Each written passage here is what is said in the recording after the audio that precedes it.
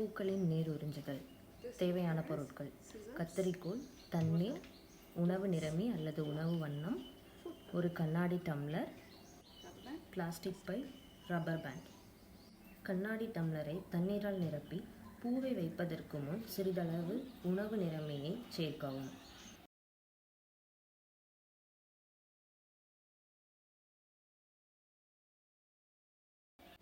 Plastic by மற்றும் rubber பேண்டுகளின் உதவியுடன் காற்று புகாதவாறு மூடி அமைக்கவும். பூவை டம்ளருக்குள் இருக்கவிட்டு காத்திருக்கவும். அதன் நிறம் மாறுவதை கவனிக்கவும். வெவ்வேறு வண்ண உணவு நிறமிகளை கொண்டு பல பூக்களை பரிசோதித்து பார்க்கவும். காரணம்: பூவானது தண்டு வழியாக தண்ணீரை உறிஞ்சி அதை தன் இதழ்களுக்கு கொண்டு செல்கிறது. இது பூவுக்கு உணவளித்து வளரவும் புத்துணர்ச்சியுடன் இருக்கவும் உதவுகிறது. தண்டு வழியாக தண்ணீர் உறிஞ்சப்படுவது சைலம் எனப்படும் குழாய்கள் வழியாக தந்துகி செயல் மூலம் நிகழ்கிறது. தண்ணீர் தண்டு வழியாக மேலே இழுக்கப்பட்டு நீராவி போக்கு மூலம் ஆவியாகிறது. ஆனால் உணவு நிறமி ஆவியாகாமல் பூவுக்கு நிறமூட்டுகிறது. நீர் இழப்பு பூவில் குறைந்த நீர் அழுத்தத்தை உருவாக்குகிறது. இது ஒரு உறிஞ்சும் விசையை ஏற்படுத்தி சைலம் வழியாக மேலும் தண்ணீரை தண்டின் மேல் நோக்கி இழுக்கிறது.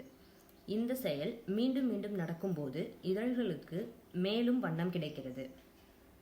தாவரங்கள் விலங்குகளைப் போலவே தங்கள் உடலுக்கு தேவையான நீர் மற்றும் பிற பொருட்களை நகர்த்துவதற்கு போக்குவரத்து அமைப்புகள் தேவைப்படுகின்றன.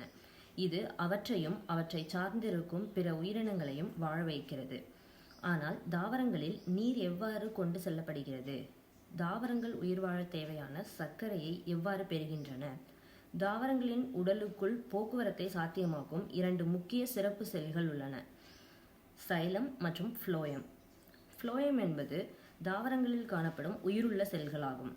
அவை இணைந்து ஃப்ளோயம் குழாய் எனப்படும் ஒரு குழாயை உருவாக்குகின்றன. செல் சுவர்களின் முனைகள் உடைந்து துளைகளை உருவாக்குகின்றன.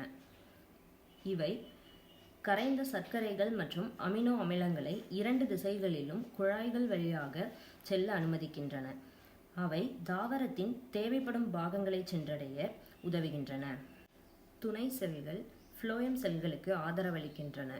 தாவரத்தை சுற்றி உணவை கொண்டு செல்ல தேவையான ஆற்றலை அவற்றுக்கு மாற்றுகின்றன.